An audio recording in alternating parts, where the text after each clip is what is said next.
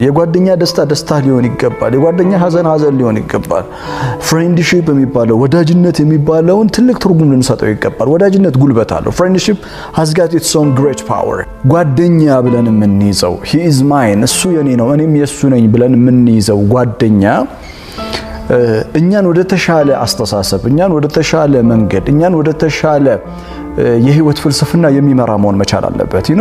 ቢቻል የምንይዘው ጓደኛ ከኛ የተሻለ በብዙ ነገሮቹ ከኛ የተሻለ እኛ ቁድዋ አድርገን ልንይዘው የምንችል ልንከተለው የምንችል የኛንም ሐሳብ ሊያደምጥ የሚችል we are sharing each other ideas እርስ በርሳችን ሐሳቦችን ሼር ልንደራረግ የምንችል አላህ ነው ርዝቅን ይረዝቀው አላህ ነው ችግር የሚያርቀው ተወከል በአላሁ ተመካ